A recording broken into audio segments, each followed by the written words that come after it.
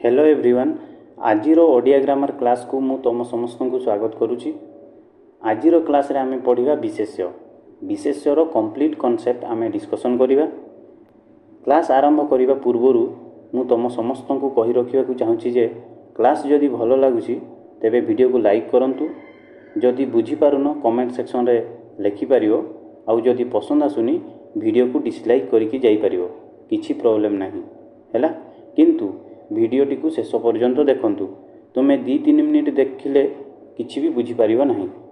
तुम्हें मोर class 2-3 minute देखिवो आउ अलगा सारंकर 2-3 मिनिट देखिवो, एथिरे तुमर किछि फायदा हेबो नाही हैला। जहार क्लास भी देखुछो कंप्लीट देखो। तो आउ विलंब न करी चलंतु पढ़िबा। वाक्य आमे ऑलरेडी सेकेंड क्लास रे पढ़ी सारिछु। आज पढ़िबा पद और यार श्रेणी विभाग। वाक्य आमे क्या कहते ना कौन सी उक्ति जदि मनर भाव को संपूर्ण रूपे प्रकाश करुच्ची ताहाकू आमे वाक्य कहते। जेमती मु कहली मु काली बारिपदा जाइथिली।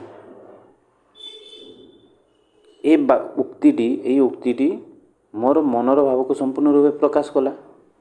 मु कहला मात्रे सामना वाला लोक बुझी पारला हाँ मु कौन कहवाक चाहूँगी, तेणु याकू आमे वाक्य कहवा। सेमती छात्र माने विज्ञान मेलारू बस रे विद्यालय को फेरिले, ये भी गोटे वाक्य। कहीं ये मनर भाव को संपूर्ण रूपे प्रकाश करुच्ची।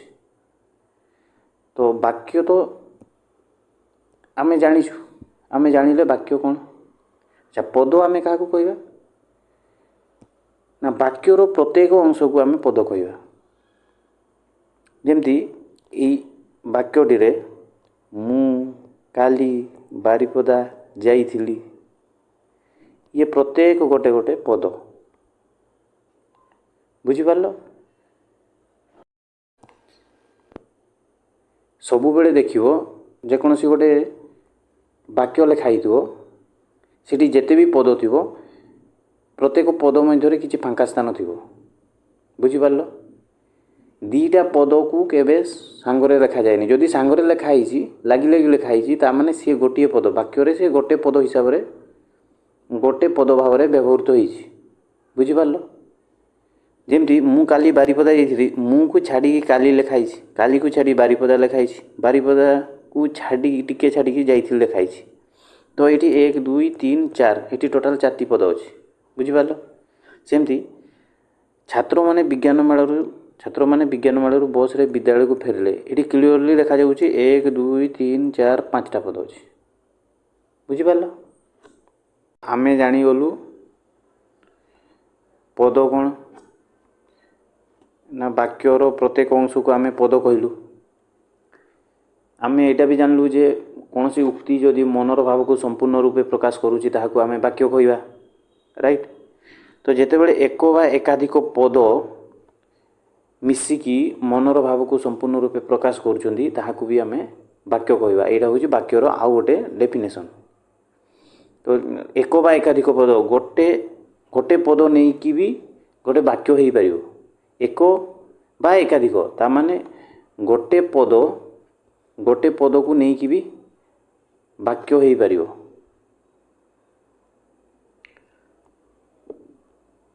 केमती हो पारिबो देखो। मु हरि को पचारली तू खाइचु, से कहला हाँ। तू खाइचु ये गोटे वाक्य, ये भी गोटे वाक्य। कहीं ना ये मनर भाव को संपूर्ण रूपे प्रकाश करुच्ची। मु हरि को पचारली तू खाइचु, से बुझी पारला, तेणु से कहला हाँ सर मु खाइची। खाली हाँ कहला। तो खाली जो हाँ कहला एथिरु भी आमे तार मनर भाव को बुझी पारलु। तो तेणु ये गोटे पद हेले भी इटा भी गोटे वाक्य, ये भी गोटे वाक्य, ये भी गोटे वाक्य। तेणु आमर वाक्यर डेफिनेशन रे लिखाई एक बा एकाधिक पद मिलित होई मनर भाव को संपूर्ण रूपे प्रकाश करे ताकू आमे वाक्य कहवा। तो गोटे वाक्य रे एठू आमे कौन जानलु जे गोटे वाक्य रे गोटे पद थाई पारे, 2टा पद थाई पारे, 3टा पद थाई पारे, 4टा थाई पारे, 5टा थाई पारे, 6टा थाई पारे। बुझी पारलो। तो तुम मैंने समस्ते पद कौन बुझीगल राइट पद बुझीगल पद कौन ना वाक्यर प्रत्येक अंश को आम पद कहले तो शब्द आम पढ़ी सारी ऑलरेडी फास्ट क्लास रे शब्द कौन शब्द केते प्रकार आम ऑलरेडी पढ़ी सारी तो शब्द आ पद भितर टिके डिफरेन्स अच्छी डिफरेन्स माने कौन जे आमर आम पढ़ी शब्द क्या कहवा ना एक बा एकाधिक वर्ण जिते मिसिकी कौन से अर्थ प्रकाश करुवे सेटा को आम शब्द कहूँ तो यही शब्द को ही आम कौन कहवा ना पद कहवा केते कहवा ना जितेबले यही शब्दटी कौन सी वाक्य व्यवहृत हो वाक्य शब्दटा वाक्य व्यवहृत हेले सेटा को आम कौन कहवा ना गोटे पद कहवा बुझिपार जेमती कि उपर वाक्य आमर देख मु काली बारिपदा जाइछी राइट मु ये जदि खाली मु कही था ये गोटे आमर कौन ये गोटे शब्द ये मुटा को जिते बड़े मु वाक्य व्यवहार कली सेते बड़े एठी मु एटा को पद कहबी एबे बुझिपार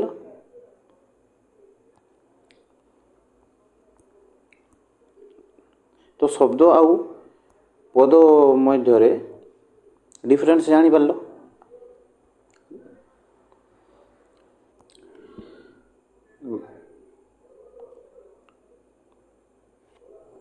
ये आउ गोटे डेफिनेशन कौन लिखाई पदर ना विभक्तियुक्त शब्द और धातु को मध्य पद कहुए विभक्तियुक्त शब्द और धातु को मध्य पद कहुए यार माने कौन देख यही वाक्यटी छात्र माने विज्ञान मेलारू बस रे विद्यालय को फेरिले अच्छा छात्र माने गोटे पद विज्ञान मेलारू गोटे पद बस रे गोटे पद विद्यालय को गोटे पद फेरिले गोटे पद देखो छात्र माने यही पदरे किछि लागी नहीं किंतु विज्ञान मेला ये विज्ञान मेला रू लगी माने ये विभक्ति लगी राइट ता माने गोटे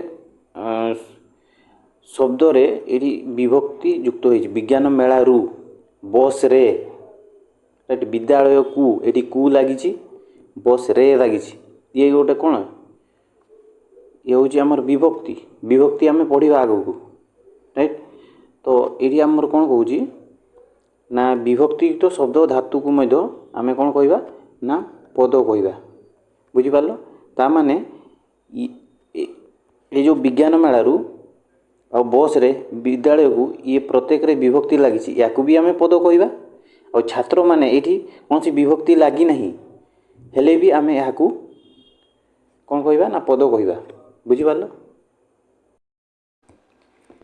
आम पद कौन जानीगलु वर्तमान आम जाना पदर श्रेणी विभाग वर्तमान आम पढ़ा तो पद केते प्रकार तुम मैंने समस्ते जानिछ पद आमर 5 प्रकार राइट कौन कौन ना विशेष्य विशेषण सर्वनाम अव्यय और क्रिया आजिर क्लास रे आम पढ़ा विशेष्य राइट विशेष्य पर पढ़ा विशेषण तापर पढ़ा सर्वनाम अव्यय क्रिया गोटे गोटे करी सबको आम पढ़ा आजिर क्लास रे विशेष्य पढ़ा तो विशेष्य क्या कहवा ना कौन सी नामवाचक पद को विशेष पद कहवा कौन सी वाक्य आम देखा गोटे पद जदि नाम को बुझाऊँगी से पद को आम विशेष कहवा जमती इंग्लिश ग्रामर रे तुम मैंने पढ़ी कौन ना ऑल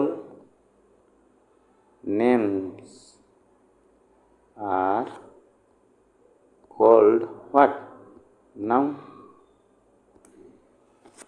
विशेष को ही इंग्लिश रे नाउन कहते ऑल नेम्स राइट तो जिते भी नामवाचक पद ताकू आमे विशेष्य कहवा तो विशेष्य केते प्रकार विशेष्य आमर ପାଞ୍ଚ ପ୍ରକାରର। କ'ଣ କ'ଣ ନା ବ୍ୟକ୍ତିବାଚକ ବିଶେଷ୍ୟ ବା ଯାହାକୁ ଆମେ ସଂଜ୍ଞାବାଚକ ବିଶେଷ୍ୟ ବି କହୁଛୁ, ନାମବାଚକ ବିଶେଷ୍ୟ ବି କହୁଛୁ। ଆଉ ଗୋଟେ କ'ଣ ଜାତିବାଚକ ବିଶେଷ୍ୟ, ବସ୍ତୁବାଚକ ବିଶେଷ୍ୟ, ଗୁଣବାଚକ ବିଶେଷ୍ୟ ଯାହାକୁ ଆମେ ଅବସ୍ଥାବାଚକ ବିଶେଷ୍ୟ ବି କହୁଛୁ। କ୍ରିୟାବାଚକ ବିଶେଷ୍ୟ, କ୍ରିୟାବାଚକ ବିଶେଷ୍ୟକୁ ଆମେ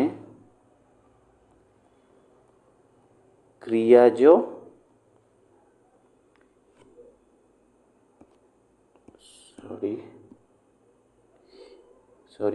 କ୍ରିୟାବାଚକ ବିଶେଷ୍ୟକୁ ଆମେ କ୍ରିୟାଜ ବିଶେଷ୍ୟ ମଧ୍ୟ କହୁଛୁ। କ୍ରିୟାଜ ବିଶେଷ୍ୟ ମଧ୍ୟ କହୁଛୁ। ସିମ୍ପଲ୍ ଜିନିଷ ଆମେ ଗୋଟେ ଗୋଟେ କରି ବୁଝିବାକୁ ଚେଷ୍ଟା କରିବା। ପ୍ରଥମେ ଆମେ ପଢ଼ିବା ବ୍ୟକ୍ତିବାଚକ ବିଶେଷ୍ୟ। ବ୍ୟକ୍ତିବାଚକ ବିଶେଷ୍ୟ କାହାକୁ କହିବା? ନିର୍ଦ୍ଦିଷ୍ଟ ନାମ ପ୍ରକାଶ କରୁଥିବା ପଦ ଗୁଡ଼ିକୁ ଆମେ ବ୍ୟକ୍ତିବାଚକ ବିଶେଷ୍ୟ କହିବା। ମାନେ ବାକ୍ୟରେ ଯଦି ଗୋଟେ ପଦ କୌଣସି ନିର୍ଦ୍ଦିଷ୍ଟ ନାମକୁ ପ୍ରକାଶ କରୁଛି ସେଟାକୁ ଆମେ କ'ଣ କହିବା ନା ବ୍ୟକ୍ତିବାଚକ ବିଶେଷ୍ୟ କହିବା। ଯେମିତିକି କୌଣସି ନିର୍ଦ୍ଦିଷ୍ଟ ବ୍ୟକ୍ତିର ନାମକୁ ବୁଝାଉଥିବ, କୌଣସି ସ୍ଥାନ ବା ସହରର ନାମକୁ ବୁଝାଉଥିବ, ପର୍ବତର ନାମକୁ ବୁଝାଉଥିବ, ବନ, ପଶୁପକ୍ଷୀ, ସମୁଦ୍ର, ନଦୀ, ଗ୍ରନ୍ଥ, ଦେଶ, ପ୍ରଦେଶ ଇତ୍ୟାଦିର ନାମ। ମାନେ ପୃଥିବୀରେ ଯାହା ବି ଜିନିଷ ଅଛି ଯେକୌଣସି ନିର୍ଦ୍ଦିଷ୍ଟ ନାମକୁ ଯଦି ସେ ପଦ ବୁଝାଉଥିବ, ବାକ୍ୟରେ କୌଣସି ପଦ ଯଦି ଆମର ପୃଥିବୀରେ ଯାହା ବି ଜିନିଷ ଅଛି ନିର୍ଦ୍ଦିଷ୍ଟ ଗୋଟେ ଜିନିଷର ନାମକୁ ବୁଝାଉଥିବ ତାହାକୁ ଆମେ କ'ଣ କହିବା ନା ବ୍ୟକ୍ତିବାଚକ ବିଶେଷ୍ୟ କହିବା। ଯେମିତିକି ଆମର ନା ବିବେକାନନ୍ଦ କ'ଣ ଜଣେ ଲୋକର ନାମ, ମଧୁସୂଦନ କ'ଣ ମାନେ ପର୍ଟିକୁଲାର ଲୋକର ନାମ, ପୁରୀ ଗୋଟେ ସ୍ଥାନର ନାମ, ଅଯୋଧ୍ୟା ଗୋଟେ ସ୍ଥାନର ନାମ, ମହାନଦୀ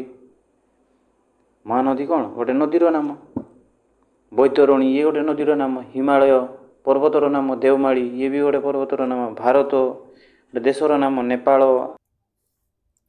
ଆରବ ସାଗର, ଭାରତ ମହାସାଗର ଏସବୁ କ'ଣ ଗୋଟେ ମହାସାଗରର ନାମ, ଚିଲିକା, ଅଂଶୁପା ହ୍ରଦର ନାମ, ଭାଗବତ ଗୀତା, ରାମଚରିତମାନସ ଏସବୁ କାବ୍ୟର ନାମ ହେଲା। ତ ଏସବୁ ଆମର କ'ଣ ଏସବୁ ହେଲେ ଆମର ବ୍ୟକ୍ତିବାଚକ ବିଶେଷ୍ୟ। ନେକ୍ସଟ ଆମେ ପଢ଼ିବା ଜାତିବାଚକ ବିଶେଷ୍ୟ। ଆଚ୍ଛା, ଜାତିର ଅର୍ଥ କ'ଣ? ଜାତିର ଅର୍ଥ ହେଉଛି ସମୂହ। ତାହେଲେ ଜାତିବାଚକ ବିଶେଷ୍ୟ କାହାକୁ କହିବା ନା ବାକ୍ୟରେ ଯେଉଁ ପଦ ନିର୍ଦ୍ଦିଷ୍ଟ ନାମକୁ ନ ବୁଝେଇକି ଅନେକଙ୍କର ସାଧାରଣ ନାମକୁ ବୁଝାଉଥିବ ତାକୁ ଆମେ ଜାତିବାଚକ ବିଶେଷ୍ୟ କହିବା। ଯେମିତି ମନୁଷ୍ୟ କହିଲେ ପୃଥିବୀରେ ଯେତେ ବି ଲୋକ ଅଛନ୍ତି ସମସ୍ତଙ୍କୁ ବୁଝାଉଛି। ମୁଁ, ତମେମାନେ, ରାମ, ଗୋପାଳ, ହରି, ଗାୟତ୍ରୀ, ସୀତା ସମସ୍ତଙ୍କୁ ବୁଝାଉଛି। ପଶୁ କହିଲେ ସିଂହ, ବାଘ, ବିଲୁଆ, ହରିଣ ସବୁ ପଶୁକୁ ବୁଝାଉଛି। ସେମିତି ପକ୍ଷୀ, ପର୍ବତ, ବନ, ଗାଈ, ବୃକ୍ଷ, ନଦୀ, ହ୍ରଦ, ସମୁଦ୍ର, ଦେଶ ଏସବୁ କ'ଣ ଗୋଟେ ନିର୍ଦ୍ଦିଷ୍ଟ ନାମକୁ ନ ବୁଝେଇକି ଅନେକଙ୍କର ସାଧାରଣ ନାମକୁ ବୁଝାଉଛି। ତେଣୁ ଏଗୁଡ଼ିକ ହେଲେ ଆମର କ'ଣ? ଏଗୁଡ଼ିକ ହେଲେ ଜାତିବାଚକ ବିଶେଷ୍ୟ। ଆଚ୍ଛା, ମନୁଷ୍ୟ ଏକ ଜାତିବାଚକ ବିଶେଷ୍ୟ। ଏହାର ବ୍ୟକ୍ତିବାଚକ ବିଶେଷ୍ୟର ଉଦାହରଣ ହେଲା ରାମ, ଗୋପାଳ, ହରି ଏସବୁ ହେଲା ତାହାର ବ୍ୟକ୍ତିବାଚକ ବିଶେଷ୍ୟର ଉଦାହରଣ। ସେମିତି ଗାଈର ବ୍ୟକ୍ତିବାଚକ ବିଶେଷ୍ୟର ଉଦାହରଣ କାମଧେନୁ। ଦେଶ ହେଉଛି ଜାତିବାଚକ ବିଶେଷ୍ୟ। ଏହାର ବ୍ୟକ୍ତିବାଚକ ବିଶେଷ୍ୟର ଉଦାହରଣ ହେଲା ଯେକୌଣସି ଭାରତ, ନେପାଳ, ପାକିସ୍ତାନ, ବାଂଲାଦେଶ, ଆମେରିକା ହେଲା। ସେମିତି ନଦୀର ବ୍ୟକ୍ତିବାଚକ ବିଶେଷ୍ୟର ଉଦାହରଣ ହେଲା ମହାନଦୀ, ଗୋଦାବରୀ, କୃଷ୍ଣା, କାବେରୀ। ସେମିତି ପୁସ୍ତକ ହେଲା ଜାତିବାଚକ ବିଶେଷ୍ୟ। ଏହାର ବ୍ୟକ୍ତିବାଚକ ବିଶେଷ୍ୟର ଉଦାହରଣ ହେଲା ରାମାୟଣ, ମହାଭାରତ ହୋଇପାରିବ।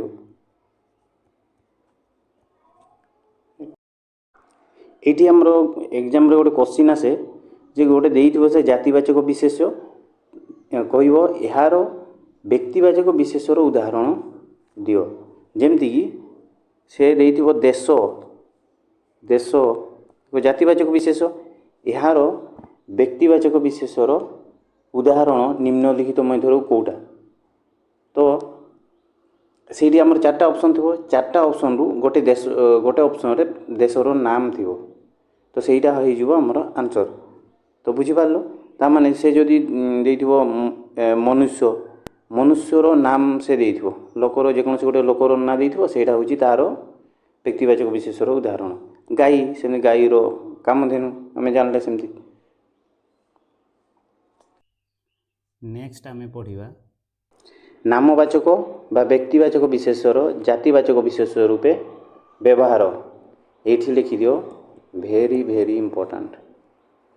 ପୁରା ଚାପ୍ଟରରେ ପୁରା ବିଶେଷର ସବୁଠାରୁ ଇମ୍ପୋର୍ଟାଣ୍ଟ କନସେପ୍ଟ ହେଲା ଏଇଟା। ଉଦାହରଣ ଦେଖ, ଫକୀରମୋହନକୁ ଓଡ଼ିଶାର ପ୍ରେମଚାନ୍ଦ କୁହାଯାଏ। କାବେରୀକୁ ଦକ୍ଷିଣ ଭାରତର ଗଙ୍ଗା କୁହନ୍ତି। ଫକୀରମୋହନ କ'ଣ? ଫକୀରମୋହନ ଜଣେ ଲୋକର ନାମ, ପ୍ରେମଚାନ୍ଦ ବି ଜଣେ ଲୋକର ନାମ, କାବେରୀ ଗୋଟେ କ'ଣ ନଦୀର ନାମ, ଗଙ୍ଗା ବି ଗୋଟେ ନଦୀର ନାମ।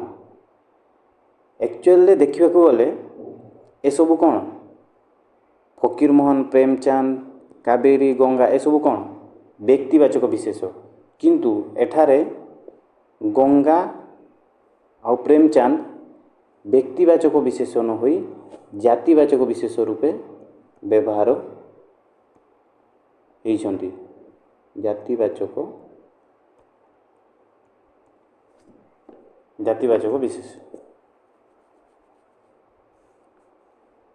ଆଉ ଫକୀରମୋହନ ଆଉ କାବେରୀ ଇଏ ତ ଆମର ବ୍ୟକ୍ତିବାଚକ ବିଶେଷ। ତ ଇଏ ଜାତିବାଚକ ବିଶେଷ କ'ଣ ପାଇଁ ଆମେ କହିଲେ ଗଙ୍ଗା ପ୍ରେମଚାନ୍ଦକୁ, ସେଇଟାକୁ ଆମେ ଟିକେ ବୁଝିବାକୁ ଚେଷ୍ଟା କରିବା। ଦେଖ, ତୁମମାନଙ୍କୁ ସହଜରେ ବୁଝେଇବା ପାଇଁ ଗୋଟେ ଉଦାହରଣ ଦେଉଛି। ମୁଁ ଲେଖିଛି ଗଙ୍ଗା, ଯମୁନା, ସରସ୍ୱତୀ। ଏଗୁଡ଼ିକ କ'ଣ? ଏଗୁଡ଼ିକ ଗୋଟେ ଗୋଟେ ନିର୍ଦ୍ଦିଷ୍ଟ ନଦୀର ନାମ, ରାଇଟ୍? ଯଦି ଏଗୁଡ଼ିକ ଗୋଟେ ଗୋଟେ ନିର୍ଦ୍ଦିଷ୍ଟ ନଦୀର ନାମ, ତାହେଲେ ମୁଁ ଏଗୁଡ଼ିକୁ କ'ଣ କହିବି? ବ୍ୟକ୍ତିବାଚକ ବିଶେଷ କହିବି। ବ୍ୟକ୍ତିବାଚକ ବିଶେଷ। ପୁଣି ଗଙ୍ଗାକୁ ମୁଁ ଗୋଟେ ନଦୀ କହିବି, ଯମୁନାକୁ ବି ଗୋଟେ ନଦୀ କହିବି, ସେମିତି ସରସ୍ୱତୀକୁ ବି ଗୋଟେ ନଦୀ କହିବି। ତା ମାନେ ନଦୀ କହିଲେ ଗୋଟେ ନିର୍ଦ୍ଦିଷ୍ଟ ନଦୀକୁ ବୁଝୁନି, ନଦୀ କହିଲେ ଏକ ସମୂହକୁ ବୁଝାଉଛି। ତେଣୁ ନଦୀ ହେଉଛି ଆମର କ'ଣ? ଜାତିବାଚକ ବିଶେଷ। ସେମିତି ଏଇଠି ଦେଖ, ତିନିଟା ଉଦାହରଣ ଦିଆଯାଇଛି, 1 2 3। ପ୍ରଥମ ଉଦାହରଣରେ କ'ଣ ଲେଖା ହେଇଛି ନା କାବେରୀକୁ ଦକ୍ଷିଣ ଭାରତର ଗଙ୍ଗା କହନ୍ତି। ଦ୍ୱିତୀୟ ଉଦାହରଣ ଲେଖାହେଇଛି ବୈତରଣୀ ନଦୀକୁ ଓଡ଼ିଶାର ଗଙ୍ଗା କୁହନ୍ତି। ସେମିତି ତୃତୀୟ ଉଦାହରଣରେ ଅଛି ହୁଗୁଳି ନଦୀକୁ ପଶ୍ଚିମବଙ୍ଗର ଗଙ୍ଗା କୁହନ୍ତି। ପ୍ରଥମ ବାକ୍ୟରେ ଲେଖା ହେଲା କାବେରୀକୁ ଆମେ କ'ଣ କହିଲେ? ଗଙ୍ଗା କହିଲେ। ବୈତରଣୀକୁ ଗଙ୍ଗା କହିଲେ। ହୁଗୁଳି ନଦୀକୁ ପୁଣି ସେମିତି କ'ଣ କହିଲେ? ଗଙ୍ଗା କହିଲେ। ଏଇଠି କାବେରୀ, ବୈତରଣୀ, ହୁଗୁଳି ସବୁ ଅଲଗା ଅଲଗା ନଦୀ। ଫିର୍ ବି ମୁଁ କାବେରୀକୁ ଦକ୍ଷିଣ ଭାରତର ଗଙ୍ଗା କହିଲି, ବୈତରଣୀ ନଦୀକୁ ଓଡ଼ିଶାର ଗଙ୍ଗା କହିଲି, ହୁଗୁଳି ନଦୀକୁ ପଶ୍ଚିମର ଗଙ୍ଗା କହିଲି। ତା ମାନେ ଏଠାରେ ଗଙ୍ଗା ଗୋଟେ ନିର୍ଦ୍ଦିଷ୍ଟ ନଦୀକୁ ବୁଝୁନି। ଗଙ୍ଗା ପଦଟି ଏଠାରେ ସମୂହ ଅର୍ଥରେ ବ୍ୟବହାର ହେଇଛି। ସମୂହ ଅର୍ଥରେ ବ୍ୟବହାର ହେଇଛି। ତେଣୁ ଗଙ୍ଗା ଯଦି ବି ଗୋଟେ ବ୍ୟକ୍ତିବାଚକ ବିଶେଷ, ଏଠାରେ ଜାତିବାଚକ ବିଶେଷ ରୂପରେ ବ୍ୟବହାର ହେଇଛି। ଏହି ବାକ୍ୟରେ ଗଙ୍ଗାକୁ ଆମେ ବ୍ୟକ୍ତିବାଚକ ବିଶେଷ ନ କହିକି ଜାତିବାଚକ ବିଶେଷ କ'ଣ ପାଇଁ କହିଲେ ବୁଝିପାରିଲ ସମସ୍ତେ ଏବେ? ସେମିତି ଫକୀରମୋହନକୁ ଓଡ଼ିଶାର ପ୍ରେମଚାନ୍ଦ କୁହାଯାଏ। ତ ଫକୀରମୋହନ ଜଣେ ଲୋକର ନାମ, ପ୍ରେମଚାନ୍ଦ ବି ଜଣେ ଲୋକର ନାମ। ତ ଏଠାରେ ପ୍ରେମଚାନ୍ଦ କିନ୍ତୁ ଗୋଟେ ନିର୍ଦ୍ଦିଷ୍ଟ ବ୍ୟକ୍ତିକୁ ନ ବୁଝେଇକି ଏଠାରେ ପ୍ରେମଚାନ୍ଦ ଏକ ସମୂହକୁ ବୁଝାଉଛି, ମାନେ ଏକାଧିକ ଲୋକଙ୍କର ନାମକୁ ବୁଝାଉଛି। ବୁଝିପାରିଲ? ତେଣୁ ପ୍ରେମଚାନ୍ଦ ଏକ ଜାତିବାଚକ ବିଶେଷ। ସେମିତି କଟକକୁ ଓଡ଼ିଶାର କଲିକତା କୁହାଯାଉଛି। कटक एठार व्यक्तिवाचक विशेष किंतु कलिकता होछि हमर जातिवाचक विशेष। सेमती बाड़ी कहला जा जा मु तो परी केते रावण देखिछि, तो परी मु तो परी केते रावण देखिछि, तारे रावण सहित तुलना होछि। गोटे कथा मन रख, जहाँ सहित तुलना करा जाउथिबो से बा ताहा होछि कोन जातिवाचक विशेष। बुझी पारलो जे जहाँ सहित तुलना करा जाउथिबो, जहाँ सहित तुलना करा जाए से बा ताहा होछि हमर कोन जातिवाचक विशेष। एबे आमे पढ़िबा वस्तुवाचक विशेष। वस्तुवाचक विशेष काहू कहबा ना जेकोसी वस्तुर नाम को बुझाउथिबा पद को आमे वस्तुवाचक विशेष कहबा। जेमती पेट्रोल, कागज, काठ, पत्थर, जल, सुना, रूपा, लुण, चाउल, गहम इत्यादि वस्तुर नाम एगुड़िक, तेणु एगुड़िक वस्तुवाचक विशेष। बेले बेले कौन हुए ना वस्तुवाचक विशेष आउ जातिवाचक विशेष मध्य कन्फ्यूजन क्रिएट हुए। जेते बेले भी कन्फ्यूजन क्रिएट होबो कन्फर्म हेबा पई आमे कोन करिबा ना से वस्तुटी को नेबा एवं ताकू आमे कोन करिबा ना खंड खंड कर देबा। जदि वस्तुटी को खंड खंड करि सारला परे भी तार नाम रे कोनोसी परिवर्तन हैला नाही ताहले ताकू आमे वस्तुवाचक विशेष कहबा। जदि ना रे परिवर्तन हेई गला ताहले आमे ताकू जातिवाचक विशेष कहबा। जेमती मूर्ति, मूर्ति ताकू मु जदि खंड खंड कर देबी ताकू मूर्ति कुहा जीवो नाही, तेणु एटा वस्तुवाचक विशेष नुहे, एटा होची जातिवाचक विशेष। सेमती बही, बहीटा को मु जदि चिरी देबी खंड खंड कर देबी तापरे आउ ताकू बही कहबी कि बही कहबिनी, तेणु एटा गोटे जातिवाचक विशेष ना रे परिवर्तन हेई गला। किंतु जदि मु सुना, जदि मु कहबी सुना, जदि मु सुनाटा को खंड खंड कर देबी छोट खंडटे भी ताकू सुना ही कहबी ना रूपा कहबी, सुनार खंडटे माने सुना ही कहबी। तेणु सुना गोटे आमर कौन वस्तुवाचक विशेष जेहेतु तार नाम रे कोनोसी परिवर्तन हैला नाही। तो आमर एठी आमर कौन ना माटी, माटीरा आमर वस्तुवाचक विशेष किंतु माटी रे तैयारी मूर्ति जातिवाचक विशेष। सेमती काठ, काठटा को छोट छोट खंड कर देबी ताकू काठ ही कहबी, तेणु एटा गोटे वस्तुवाचक विशेष। किंतु काठरे तैयारी खट जातिवाचक विशेष हो। सेमती कागज गोटे वस्तुवाचक विशेष हो, कागज रे तैयारी बही आमर कौन जातिवाचक विशेष। रूपा होची वस्तुवाचक विशेष किंतु रूपारे तैयारी चूड़ी होची आमर कौन जातिवाचक विशेष। नेक्स्ट आमे पढ़िबा गुणवाचक विशेष बा अवस्थावाचक विशेष। निर्दिष्ट गुणर नाम किंबा अवस्था बुझाउथिबा विशेष पद को आमे कोन कहबा गुणवाचक विशेष कहबा बा अवस्थावाचक विशेष कहबा। जेमती साधुता, सरलता, नम्रता, गालुआ, ठकामी ए सब कोन ए सब गुणर नाम, ए सब होउची हमर गुणर नाम। सेमती बाल्य, यौवन, शैशव, कैशोर, दारिद्र्य ए सब कोन अवस्थार नाम। तेणु एगुड़ी को कौन एगुड़ी होउची गुणवाचक विशेष बा अवस्थावाचक विशेष। ये उदाहरण रे आमे देखि परिबा वेद आमको शांति, मैत्री और समता आदि भाव शिखेइछि। अच्छा, शांति, मैत्री, समता ए सब कौन गुणर नाम। तेणु एगुड़ी होउची हमर कौन गुणवाचक विशेष बा अवस्थावाचक विशेष। जीवन रे शैशव, यौवन, वार्धक्य आसे ए सब सहित दुख परे सुख लगी रही थाए। तो आमर शैशव, यौवन, वार्धक्य ए सब कौन अवस्था। तेणु एगुड़ी आमर कौन गुणवाचक बा अवस्थावाचक विशेष। समस्ते बुझीपार गुणवाचक बा अवस्थावाचक विशेष क्या कहती। अच्छा, आउ गोटे कथा तुमको कहवा भूलीगली, आमर गुणवाचक विशेष बा अवस्थावाचक विशेष रे आमर जो गुण गुण कौ गुण को नवा सुगुण ना दुर्गुण को नवा आमे सबू को नवा। से सुगुण हो कि दुर्गुण हो, बुझीपार सुगुण हो कि दुर्गुण हो। जदि सेटा गुणर नाम को बुझाऊँगी से सुगुण हो कि दुर्गुण हो ताकू आमे गुणवाचक बा अवस्थावाचक विशेष कहि परिबा। लास्ट को आम पढ़ा बहुत इम्पोर्टाट कॉन्सेप्ट क्रियावाचक विशेष्य बा क्रियाज विशेष्य क्या कहवा ना जो पद कौन सी क्रियार नाम को बुझाए ताकू आम क्रियावाचक विशेष्य कहवा। क्रियार नाम माने कौन ना कार्यर नाम को बुझाऊ क्रिया जहाँ कार्य से है तो क्रियावाचक विशेष को पुणी कौन कहती ना क्रियाज विशेष्य। अच्छा तुम मैंने समस्ते जानी जो माने कौन जो माने हूँ जात जो माने जदि जात ताहले क्रियाज माने कौन क्रियाज माने क्रियारु जात है क्रियारु जात विशेष्य माने क्रियारु जात होइकी जो पदटी विशेष भाव में व्यवहृत होइथिबो ताहाकु आमे क्रियाज विशेष्य कहवा। जेमती जीवा आसीबा खाइबा पीवा लेखिबा कांदिबा भजन पठन क्रंदन रोदन ये सब कौन गोटे गोटे क्रियार नाम बा कार्यर नाम पुणी ये सब क्रियार ही तो गठित होइछंती राइट। खाइबा पीवा ये सब क्रियार गठित आउ कौन ना एगुड़ी को होउछि कौन क्रियार नाम बा कार्यर नाम तेणु एगुड़ी को क्रियावाचक विशेष कहवा।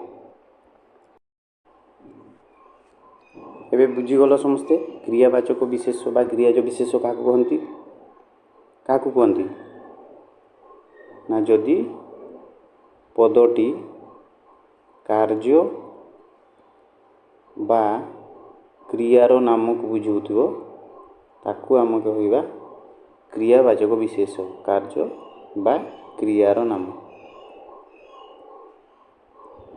बुझिपारल। ताहले क्रिया आम क्या कहवा क्रिया होउछि वाक्य आमर जो पदटी कार्य हेउथिबार सूचना दिए ताकू आम कहवा क्रिया। क्रिया धारे कौन ना कार्य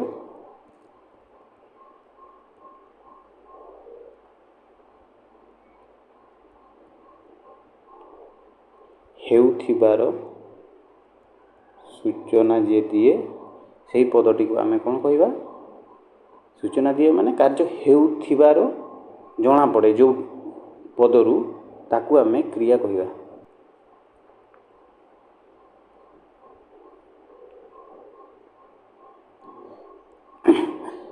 उदाहरण टी देख सत्य खाइला खाइबाटा सत्यर भल है। अच्छा सत्य खाइला ये जो खाइबा पदरू हमको कौन कार्य संपादित होबार बा कार्य हेउथिबार जना पड़ुछि तेणु खाइलाटा कौन क्रिया और खाइबाटा सत्यर भल है ये खाइबाटा कौन गोटे कार्यर नाम तेणु यहाँ हूँ क्रियावाचक विशेष बुझिपार।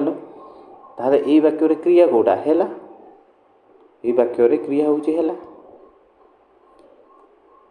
सेमती पिला माने खेलुछंती पिला मानकर खेल चली खेलुछंती पदरू हमको कार्य संपादित होबार जना पड़ुछि तेणु यहाँ हूँ आमर कौन क्रिया।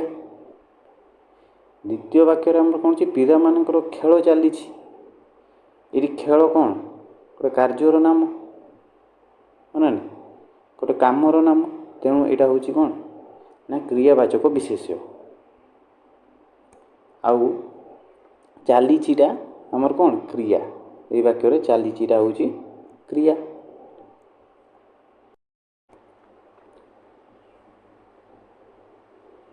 देख मु जानी एबे भी केते जनक मनरे प्रश्न उठुथिबो जे सारे आपण तो बुझेइले क्रिया कौन क्रियावाचक विशेष्य कौन किंतु वाक्य चिन्हिला बेलू असुविधा होउची कोटा क्रिया कोटा क्रियावाचक विशेष्य। देख आमर ओडिया रे साधारणतः क्रिया पदटी वाक्यर शेष थाए बुझिपार प्राय वाक्यर साधारणतः शेष थाए तो आम जदि वाक्य क्रियाटा को चिन्ह पारिबा ताहले क्रियावाचक विशेष्य को चिन्हवा कष्ट हेनी। जेमती यही वाक्यटी देख यही वाक्यटी खाइबाटा सत्यर भल है वाक्यर शेष कौन अच्छी है पदरू कौन से कार्य हेउथिबार जना पड़ुछि ना हाँ हेला हेबो हेउछि है ना तो ये आमर कौन जेहेतु कार्य हेउथिबार सूचना मिलूँ ये हूँ क्रिया। यहाँ जदि क्रिया ବାକ୍ୟରେ ଆଉ ଦେଖ କେତେଟା ପଦ ଅଛି, 1 2 3ଟା ପଦ ଅଛି। ଆଚ୍ଛା, ଏଇ 3ଟା ପଦରୁ କେଉଁ ପଦଟି ଦେଖିଲେ ତୁମକୁ ଲାଗୁଛି ନା ଏଇଟା ଆମର କ'ଣ ନା କ୍ରିୟାରୁ ଗଠିତ ହେଇଛି? କେଉଁ ପଦଟି? ଖାଇବାଟା। ତେଣୁ ଇଏ ହେଉଛି ଆମର କ'ଣ କ୍ରିୟାବାଚକ ବିଶେଷ୍ୟ। ସେମିତି ପିଲାମାନଙ୍କର ଖେଳ ଚାଲିଛି, ଏହି ବାକ୍ୟର ଶେଷରେ କ'ଣ ଅଛି? ଚାଲିଛି। ଆଉ ଚାଲିଛିରୁ କୌଣସି କାମ ହେଉଥିବାର ଜଣାପଡ଼ୁଛି, ରାଇଟ୍। ତ ଆଉ ବାକ୍ୟର ଶେଷରେ ବି ଅଛି, ତେଣୁ ଏଇଟା ହେଉଛି ଆମର କ'ଣ କ୍ରିୟା। ଏଇଟା ହେଉଛି କ୍ରିୟା। ଆଉ ବାକ୍ୟରେ 2ଟା ପଦ ରହିଲା, ପିଲାମାନଙ୍କର ଆଉ ଖେଳ। ଏଇ 2ଟା ପଦରୁ କାର୍ଯ୍ୟର ନାମ କାହାକୁ ବୁଝାଉଛି? ଖେଳ। ତେଣୁ ଖେଳଟା ହେଉଛି କ୍ରିୟାବାଚକ ବିଶେଷ୍ୟ। ନେକ୍ସଟ ଆମର 4ଟି କନସେପ୍ଟ ରହିଲା। ଏଗୁଡ଼ିକ ଏକ୍ଜାମ୍ ଦୃଷ୍ଟିରୁ ଏତେ ଇମ୍ପୋର୍ଟାଣ୍ଟ ନୁହେଁ, କିନ୍ତୁ ବେଳେବେଳେ ଏକ୍ଜାମ୍ରେ ପଚାରିଦିଏ, ତେଣୁ ଆମେ ଏଗୁଡ଼ିକୁ ବି ପଢ଼ିବା। ଆମର ଯେତେ ବି ବିଶେଷ୍ୟ ପଦ ରହିଲେ ସେଗୁଡ଼ିକୁ ମୃତ୍ୟୁବାଚକ ବିଶେଷ୍ୟ ଏବଂ ଅମୃତ୍ୟୁବାଚକ ବିଶେଷ୍ୟ ଏମିତି 2 ଭାଗରେ ବିଭକ୍ତ କରାଯାଇଛି। ସେମିତି ଆମର ଯେତେ ବି ବିଶେଷ୍ୟ ପଦ ଅଛନ୍ତି ସେମାନଙ୍କୁ ପୁଣି 2 ଭାଗରେ ବିଭକ୍ତ କରାଯାଇଛି, ଗଣନୀୟ ବିଶେଷ୍ୟ ଏବଂ ଅଗଣନୀୟ ବିଶେଷ୍ୟ। ହେଲା, ବହୁତ ଇଜି କନସେପ୍ଟ ଏଗୁଡ଼ା। ଆମେ ଗୋଟେ ଗୋଟେ କରି ପଢ଼ିବା। ପ୍ରଥମେ ଆମେ ପଢ଼ିବା ମୃତ୍ୟୁବାଚକ ବିଶେଷ୍ୟ। ମୃତ୍ୟୁବାଚକ ବିଶେଷ୍ୟ ଆମେ କାହାକୁ କହିବା? ଯେଉଁ ବିଶେଷ ପଦଗୁଡ଼ିକ ଦୃଶ୍ୟମାନ ଓ ସ୍ପର୍ଶଯୋଗ୍ୟ ବ୍ୟକ୍ତି, ବସ୍ତୁ କିମ୍ବା ପଦାର୍ଥକୁ ବୁଝାଏ ତାକୁ ଆମେ ମୃତ୍ୟୁବାଚକ ବିଶେଷ୍ୟ କହିବା। ଅର୍ଥାତ୍ ଯେଉଁ ବିଶେଷ୍ୟକୁ ଆମେ ଦେଖିପାରିବା ଏବଂ ଛୁଇଁ ପାରିବା ସେହି ବିଶେଷ୍ୟକୁ ଆମେ ମୃତ୍ୟୁବାଚକ ବିଶେଷ୍ୟ କହିବା। ଯେମିତି ପାଣି, ପୁସ୍ତକ, ଛାତ୍ର, ରାମ, ଗାଈ, ବିଲେଇ ଏସବୁକୁ ଆମେ ଦେଖିପାରିବା ଏବଂ ଛୁଇଁ ବି ପାରିବା। ତେଣୁ ଏଗୁଡ଼ିକୁ ଆମେ ମୃତ୍ୟୁବାଚକ ବିଶେଷ୍ୟ କହିବା। ତାହେଲେ ଆମର ଅମୃତ୍ୟୁବାଚକ ବିଶେଷ୍ୟ କ'ଣ? ନା ଯେଉଁ ବିଶେଷ ପଦ ଗୁଣ, ଅବସ୍ଥା କିମ୍ବା ଏମିତି କିଛି ବୁଝାଏ ଯାହାକୁ ଦେଖିବା କିମ୍ବା ସ୍ପର୍ଶ କରିବା ସମ୍ଭବ ନୁହେଁ। ହେଲା, ଯେଉଁ ବିଶେଷ୍ୟ ଗୁଡ଼ିକୁ ଆମେ ଦେଖିପାରିବା ନାହିଁ କିମ୍ବା ଛୁଇଁ ପାରିବା ନାହିଁ, ହେଲା, ତାକୁ ଆମେ ଅମୃତ୍ୟୁବାଚକ ବିଶେଷ୍ୟ କହିବା। ସେଗୁଡ଼ିକୁ କେବଳ ଆମେ ଅନୁଭବ କରିପାରୁ। ହେଲା, ଅମୃତ୍ୟୁବାଚକ ବିଶେଷ୍ୟ ଗୁଡ଼ିକୁ ଆମେ କେବଳ ଅନୁଭବ କରିପାରୁ। ଯେମିତି ଉଦାହରଣ ଦେଖ, ଦୟା, ସତ୍ୟ, ଦୁଃଖ, ସୌନ୍ଦର୍ଯ୍ୟ, ନେତୃତ୍ୱ ଏସବୁକୁ ଆମେ ଦେଖିପାରିବା ନାହିଁ କିମ୍ବା ଛୁଇଁ ପାରିବା ନାହିଁ। ହେଲା, ତେଣୁ ଏଗୁଡ଼ିକ ହେଲେ ଆମର ଅମୃତ୍ୟୁବାଚକ ବିଶେଷ୍ୟ। ତ ଆମେ ବର୍ତ୍ତମାନ ଜାଣିଗଲୁ ମୃତ୍ୟୁବାଚକ ବିଶେଷ୍ୟ କ'ଣ, ଅମୃତ୍ୟୁବାଚକ ବିଶେଷ୍ୟ କ'ଣ। ହେଲା, ଆମେ ଜାଣିଛୁ ବିଶେଷ୍ୟ ଆମର କେତେ ପ୍ରକାରର? ନା 5 ପ୍ରକାର। ବ୍ୟକ୍ତିବାଚକ ବିଶେଷ୍ୟ, ଜାତିବାଚକ ବିଶେଷ୍ୟ, ବସ୍ତୁବାଚକ ବିଶେଷ୍ୟ, ଗୁଣ ବା ଅବସ୍ଥାବାଚକ ବିଶେଷ୍ୟ ଏବଂ କ୍ରିୟାବାଚକ ବିଶେଷ୍ୟ। ହେଲା, ତ କେଉଁ ବିଶେଷ୍ୟ ଗୁଡ଼ିକ ଆମର ମୃତ୍ୟୁବାଚକ ହେବେ ଆଉ କେଉଁ ବିଶେଷ୍ୟ ଗୁଡ଼ିକ ଅମୃତ୍ୟୁବାଚକ ହେବେ ସେଇଟା ଆମେ ବର୍ତ୍ତମାନ ଜାଣିବା। ହେଲା, ଦେଖ, ମୃତ୍ୟୁବାଚକ ଅଣ୍ଡରେ ଆମର ଯିବେ ବ୍ୟକ୍ତିବାଚକ ବିଶେଷ୍ୟ, ଜାତିବାଚକ ବିଶେଷ୍ୟ ଏବଂ ବସ୍ତୁବାଚକ ବିଶେଷ୍ୟ। କାହିଁକି ନା ଏହି ବିଶେଷ୍ୟ ଗୁଡ଼ିକୁ ଆମେ ଦେଖିପାରିବା ଏବଂ ଛୁଇଁ ବି ପାରିବା। ହେଲା, ଆଉ ଆମର ଗୁଣ ବା ଅବସ୍ଥାବାଚକ ବିଶେଷ୍ୟ ଗୁଡ଼ିକ ଆମର ଅମୃତ୍ୟୁବାଚକ ବିଶେଷ୍ୟ ହେବେ। ବୁଝିପାରିଲ? କ୍ରିୟାବାଚକ ବିଶେଷ୍ୟ ଗୁଡ଼ିକ ମୃତ୍ୟୁବାଚକ ବିଶେଷ୍ୟରେ ବି ଯିବେ ଏବଂ ଅମୃତ୍ୟୁବାଚକ ବିଶେଷ୍ୟରେ ମଧ୍ୟ ଯିବେ। ତ କେତେବେଳେ ମୃତ୍ୟୁବାଚକ ବିଶେଷ୍ୟ ହେବେ? ଯଦି କ୍ରିୟାବାଚକ ବିଶେଷ୍ୟଟି ବାକ୍ୟରେ ବସ୍ତୁର ଅର୍ଥ ପ୍ରଦାନ କରୁଛି ତାହେଲେ ଆମେ ତାକୁ କହିବା ମୃତ୍ୟୁବାଚକ ବିଶେଷ୍ୟ। ଯଦି କ୍ରିୟାବାଚକ ବିଶେଷ୍ୟଟି ବାକ୍ୟରେ କ୍ରିୟାର ଭାବ ବୁଝାଉଛି ତାହେଲେ ତାକୁ ଆମେ ଅମୃତ୍ୟୁବାଚକ ବିଶେଷ୍ୟ କହିବା। ଏହାର ମାନେ କ'ଣ? ଏବେ ଏମିତି ବୁଝିପାରିବନି ତୁମେମାନେ, ଉଦାହରଣ ଦେଖିଲେ ଠିକ୍ସେ ବୁଝିପାରିବ। ଉଦାହରଣ ଦେଖ, ଖାଇବାଟା ସତ୍ୟର ଭଲ ହେଲା। ଏଠାରେ ଖାଇବାଟା କ'ଣ? କ୍ରିୟାବାଚକ ବିଶେଷ୍ୟ। ହେଲା, ମୁଁ କ୍ରିୟାବାଚକ ବିଶେଷ୍ୟ ପଢ଼େଇଲା ବେଳେ ତୁମକୁ ଭୁଲରେ କହିଦେଇଥିଲି ଖାଇବାଟା କହିଲେ ଏଠାରେ କାର୍ଯ୍ୟର ନାମକୁ ବୁଝାଉଛି। ଆକ୍ଚୁଆଲିରେ ଏଠାରେ ଖାଇବାଟା କାର୍ଯ୍ୟର ନାମକୁ ବୁଝାଉ ନାହିଁ। ଏଠାରେ ଖାଇବା କହିଲେ ଖାଦ୍ୟ ପଦାର୍ଥକୁ ବୁଝାଉଛି। ଖାଦ୍ୟ ପଦାର୍ଥଟି ଭଲ ଥିଲା ତେଣୁ ଖାଇବାଟା ସତ୍ୟର ଭଲ ହେଲା। ହେଲା। ତେଣୁ ଏହି ବାକ୍ୟରେ ଖାଇବାଟା ଆମର ମୂର୍ତ୍ତବାଚକ ବିଶେଷ୍ୟ ହେବ। ସେମିତି ଖାଇବା ଥଣ୍ଡା ହେଇଗଲା, ଖାଇବା ଥଣ୍ଡା ହେଇଗଲା ମାନେ କ'ଣ?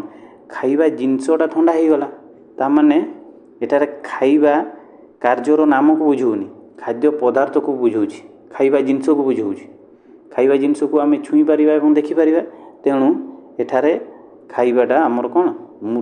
ମୂର୍ତ୍ତବାଚକ ବିଶେଷ୍ୟ ହେଲା। ନେକ୍ସଟ ଆମର ଉଦାହରଣ ଦେଖ, ଖାଇବା ସମୟରେ କଥା ହୁଅ ନାହିଁ। ଏଠାରେ ଖାଇବାଟା, ନେକ୍ସଟ ଉଦାହରଣ ଦେଖ, ଖାଇବା ସମୟରେ କଥା ହୁଅ ନାହିଁ। ଏଠାରେ ଖାଇବା କହିଲେ କ'ଣ ବୁଝାଉଛି? କାର୍ଯ୍ୟର ନାମକୁ ବୁଝାଉଛି ହେଲା, ଆକ୍ସନକୁ ବୁଝାଉଛି। ତେଣୁ ଖାଇବାକୁ ଆମେ ଅମୂର୍ତ୍ତବାଚକ ବିଶେଷ୍ୟ କହିବା ହେଲା। ସେମିତି ଅଧିକ ଖାଇବା ଭଲ ନୁହେଁ, ଖାଇବାଟା ଆମର କ'ଣ? କ୍ରିୟାବାଚକ ବିଶେଷ୍ୟ ଏବଂ ଏଠାରେ ଖାଇବା କହିଲେ କାର୍ଯ୍ୟର ନାମକୁ ବୁଝାଉଛି, କ୍ରିୟାର ଭାବକୁ ବୁଝାଉଛି।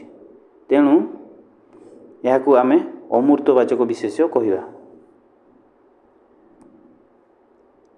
ବୁଝିପାରିଲ ସମସ୍ତେ? ଆଉ ଦୁଇଟା ଉଦାହରଣ ଆମେ ଦେଖିବା। ତାର ପିନ୍ଧିବା ବହୁତ ସୁନ୍ଦର ଥିଲା। ଏଠାରେ ପିନ୍ଧିବା କହିଲେ କ'ଣ ବୁଝାଉଛି? କପଡ଼ା ବା ସାର୍ଟକୁ ବୁଝାଉଛି ହେଲା। ସେ ଯେଉଁ ଜିନିଷଟା ପିନ୍ଧିଛି, ସାର୍ଟ ପିନ୍ଧିଛି କି ଶାଢ଼ୀ ପିନ୍ଧିଛି କି ଆମର କ'ଣ ବେନିୟନ ପିନ୍ଧିଛି ହେଲା, ଯେଉଁ ଜିନିଷଟା ପିନ୍ଧିଛି ସେ ପିନ୍ଧିବା ଜିନିଷଟା ବହୁତ ସୁନ୍ଦର ଥିଲା ହେଲା। ତାମାନେ ଏଠାରେ ପିନ୍ଧିବା କହିଲେ କାର୍ଯ୍ୟର ନାମକୁ ବୁଝାଉନି, ପିନ୍ଧିବା କହିଲେ କପଡ଼ା ବା ଡ୍ରେସ୍କୁ ବୁଝାଉଛି। ତେଣୁ ଏହା ଆମର କ'ଣ? ମୂର୍ତ୍ତବାଚକ ବିଶେଷ୍ୟ ହେବ ହେଲା। ସେମିତି ପିନ୍ଧିବା ପୂର୍ବରୁ କପଡ଼ା ଧୋଇଦିଅ, ପିନ୍ଧିବା ପୂର୍ବରୁ ଏଠାରେ କାର୍ଯ୍ୟର ନାମକୁ ବୁଝାଉଛି। ତେଣୁ ଏଇଟା ଆମର କ'ଣ? ଅମୂର୍ତ୍ତବାଚକ ବିଶେଷ୍ୟ ହେବ। ଆମେ ବର୍ତ୍ତମାନ ପଢ଼ିଲୁ ମୂର୍ତ୍ତବାଚକ ବିଶେଷ୍ୟ ଏବଂ ଅମୂର୍ତ୍ତବାଚକ ବିଶେଷ୍ୟ। ମୂର୍ତ୍ତବାଚକ ବିଶେଷ୍ୟ ଆମେ କାହାକୁ କହିଲେ? ନା ଯେଉଁ ବିଶେଷ୍ୟକୁ ଆମେ ଦେଖିପାରିବା ଏବଂ ଛୁଇଁ ପାରିବା ତାକୁ ଆମେ ମୂର୍ତ୍ତବାଚକ ବିଶେଷ୍ୟ କହିଲେ, ଏବଂ ଯେଉଁ ବିଶେଷ୍ୟକୁ ଆମେ ଦେଖିପାରିବା ନାହିଁ କିମ୍ବା ଛୁଇଁ ପାରିବା ନାହିଁ, ତାକୁ କେବଳ ଆମେ ଅନୁଭବ କରିପାରିବା, ତାକୁ ଆମେ ଅମୂର୍ତ୍ତବାଚକ ବିଶେଷ୍ୟ କହିଲେ ହେଲା। ନେକ୍ସଟ ଆମେ ପଢ଼ିବା ଗଣନୀୟ ବିଶେଷ୍ୟ ଏବଂ ଅଗଣନୀୟ ବିଶେଷ୍ୟ। ଗଣନୀୟ ବିଶେଷ୍ୟ କହିଲେ କ'ଣ? ଯେଉଁ ବିଶେଷ୍ୟ ଗୁଡ଼ିକୁ ଆମେ ଗଣିପାରିବା ହେଲା, ତାକୁ ଆମେ ଗଣନୀୟ ବିଶେଷ୍ୟ କହିବା, ଏବଂ ଯେଉଁ ବିଶେଷ୍ୟ ଗୁଡ଼ିକୁ ଆମେ ଗଣିପାରିବା ନାହିଁ ତାକୁ ଆମେ ଅଗଣନୀୟ ବିଶେଷ୍ୟ କହିବା। ସେଇ କଥା ଏଇଠି ଲେଖା ହେଇଛି, ଯେଉଁ ବିଶେଷ୍ୟ ଗୁଡ଼ିକୁ ଗଣନା କରିହେବ ତାକୁ ଆମେ ଗଣନୀୟ ବିଶେଷ୍ୟ କହିବା। ଯେମିତି ଉଦାହରଣ ହେଲା ପୁସ୍ତକ, ଛାତ୍ର, ଆମ୍ବ, ଘର, କଲମ, ଏସବୁ ଆମର କ'ଣ? ଗଣନୀୟ ବିଶେଷ୍ୟରେ ଯିବେ ହେଲା, ଯାହାକୁ ଆମେ ଗଣିପାରିବା। ଆଉ ରହିଲା ଆମର ଅଗଣନୀୟ ବିଶେଷ୍ୟ, ଗଣନୀୟର ବିପରୀତ, ହଁ ନା ନାହିଁ? ତ ଅଗଣନୀୟ ବିଶେଷ୍ୟ ଆମେ କାହାକୁ କହିଲେ? ନା ଯେଉଁ ବିଶେଷ୍ୟ ଗୁଡ଼ିକୁ ଆମେ ସିଧାସଳଖ ଗଣି ପାରିବା ନାହିଁ ତାକୁ ଆମେ ଅଗଣନୀୟ ବିଶେଷ୍ୟ କହିବା। ଉଦାହରଣ କ'ଣ? ନା ପାଣି, କ୍ଷୀର, ବାଲି, ତେଲ, ଚାଉଳ, ଚିନି, ଲୁଣ ହେଲା। ଏଗୁଡ଼ିକ ଆମେ ସାଧାରଣତଃ କ'ଣ ମାପ କିମ୍ବା ପରିମାଣରେ କହୁ। ଯେମିତି 1 ଲିଟର କ୍ଷୀର, 2 କିଲୋ ଚାଉଳ, 500 ଗ୍ରାମ ଚିନି ହେଲା। ତୁମେ ଇଂଲିଶରେ ପଢ଼ିଥିବ କାଉଣ୍ଟେବୁଲ୍ ନାଉନ୍, ଅନକାଉଣ୍ଟେବୁଲ୍ ନାଉନ୍ ହେଲା। ସେଇ ଆମର କାଉଣ୍ଟେବୁଲ୍ ନାଉନ୍ କହିଲେ ଗଣନୀୟ ବିଶେଷ୍ୟ, ଅନକାଉଣ୍ଟେବୁଲ୍ ନାଉନ୍ କହିଲେ ଅଗଣନୀୟ ବିଶେଷ୍ୟ। ବୁଝି? ଆଜିର କ୍ଲାସ୍ରେ ଆମେ ଏତିକି ପଢ଼ିବା, ନେକ୍ସଟ କ୍ଲାସ୍ରେ ଦେଖା ହେବ।